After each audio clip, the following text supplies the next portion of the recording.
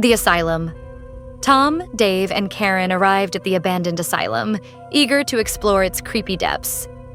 The sun was shining, and the birds were chirping, giving the day a playful mood. The three friends were laughing and joking, enjoying their last day of summer before they had to go back to school. As they approached the entrance, they were struck by the size of the building. It was enormous, with towering walls that reached high into the sky.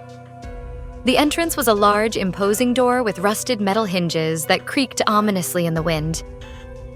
"This place is insane," exclaimed Dave. "You made a punny," Tom said and chuckled. "But yeah, I can't wait to see what's inside." Karen rolled her eyes. "Come on, guys. Let's get going." They pushed open the door and stepped inside, their footsteps echoing through the empty halls. The air was musty, and there was a strange smell that they couldn't quite place. The walls were peeling and the windows were broken, but the friends were not deterred. They were determined to have a good time. "I don't have reception on my phone here," Dave said. "Do you guys have reception?" "Nope, not me," Karen said. "That's strange." "Me neither," said Tom. "There must be something here jamming the signals, probably old radio equipment or something." They shrugged it off and explored the first few rooms, admiring the creepy decorations and taking pictures. They were laughing and joking, enjoying each other's company, but as they continued to explore, they started to notice strange things happening. Doors would creak open on their own, and they would hear strange whispers in the distance. They tried to brush it off, thinking it was just their imagination playing tricks on them. But as they continued to explore, the strange occurrences became more frequent and intense. "Guys, I don't think we're alone," whispered Karen, her voice trembling. Tom and Dave looked at each other, both feeling a sense of unease. They had thought this would be just a fun adventure, but now they were starting to realize that there was something much more sinister lurking in the shadows. "We need to get out of here," said Tom, his voice low and steady. But as they turned to leave, the doors slammed shut, trapping them inside. They were not alone. Something was in the asylum with them, and it was not friendly. Suddenly, they heard a maniacal laughter down the hall. They tried checking to see if there was anyone there, but they couldn't find anyone. Then, the lights flickered, and the sound of creaking floorboards echoed through the halls. Dave started to get scared and suggested they leave, but Tom and Karen were determined to keep exploring. As they reached a large room, the door slammed shut behind them. Dave tried to open it, but it wouldn't budge. Suddenly, they heard the sound of footsteps coming down a nearby hallway. Whoever the person was that was walking towards them, and they realized they were trapped. "What do we do?" Karen whispered, her voice shaking. "We have to find a way out," Tom replied, trying to keep his voice calm. They started to search the room, but all the windows were barred and the door wouldn't budge. They were trapped. Suddenly, they heard the sound of metal scraping on the floor, as if some metallic object was being dragged along the ground, and they knew they were in serious trouble. "We have to hide," Tom whispered, grabbing Karen's hand and pulling her towards a large cupboard. They climbed in, heart pounding, and held their breath as they heard footsteps getting closer and closer. The sound of heavy breathing was getting louder, and they could hear the door slam open and someone entering and searching the room. They knew it was only a matter of time before he found them. Karen peeped through a crack in the door and saw a large man with a huge knife walk around the room.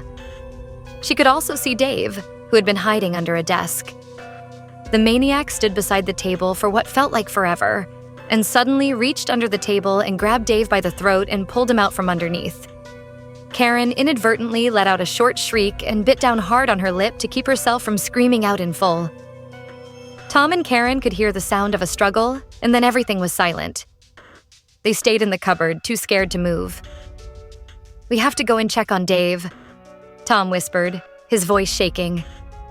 "No, we can't," Karen replied, tears streaming down her face. "We'll be next." But Tom knew they had to try. They waited until they could hear the footsteps leave the room and fade down the hallway. Tom pushed the cupboard door open a crack and peered out. Dave was lying on the ground, a machete buried in his chest. Tom and Karen were horrified. They were trapped in the asylum with a machete-wielding maniac, They crept out of the cupboard, hearts pounding, and bolted from the room where they tried to find a way out of the asylum. They only had to find a way out so that they could get cellular signal on their phones and call the police. But every door they tried was locked, and every window was barred. There was no way out. The same creepy laughter from earlier and the sound of footsteps echoed down the hall, and they knew the maniac was coming back. They darted back to the room, and Tom pushed a heavy cabinet against the door. They were trapped again. Karen let out a sob when she saw Dave on the ground. "What do we do now?" Karen whispered, her voice shaking. "We have to stay calm," Tom replied, trying to sound confident. "We have to keep trying to find a way out." They searched the room, but there was no other way out except through the door. They were trapped. The footsteps grew louder, and they knew the maniac was getting closer. They huddled together in the corner, hearts pounding, as the maniac slammed his body into the door to try and budge the cabinet.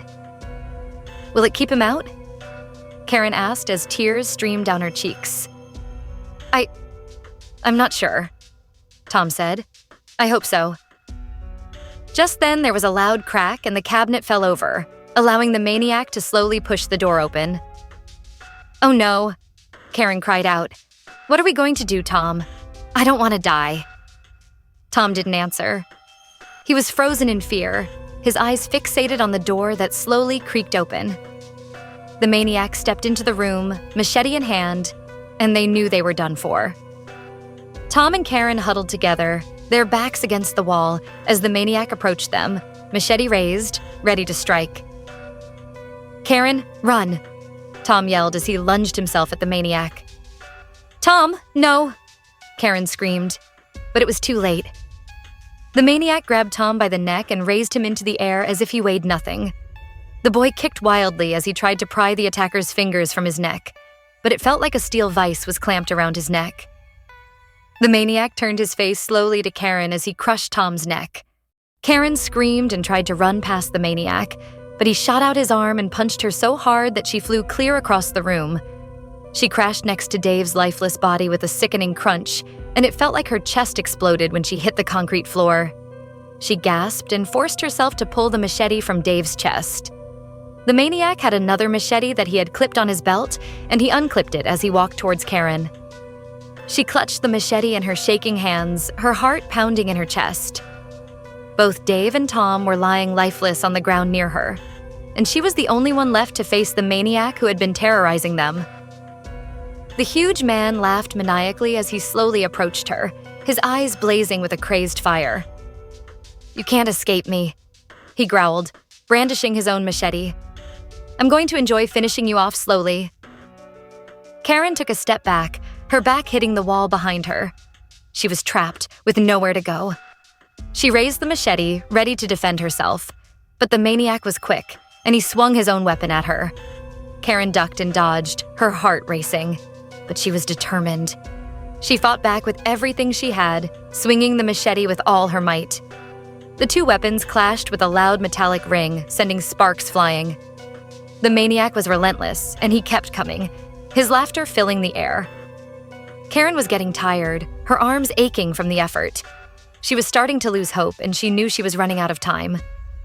And then, suddenly, she saw an opening. The maniac stumbled, his weapon slipping from his hand. Karen seized the opportunity, and with a cry of rage, she plunged the machete into his chest. The maniac let out a blood-curdling scream, and then he dropped to his knees before falling over. He didn't move, and his entire body was still. Karen stood there panting, her body shaking with adrenaline. She had done it. She had defeated the maniac. She knelt down beside Tom, tears streaming down her face. "Tom, we made it," she whispered, taking his hand. But no answer came from Tom. She looked over at Dave and felt grief-stricken as she sobbed uncontrollably. After a few seconds, the realization struck her that there might have been more than one maniac in the asylum, so she forced herself to stand up.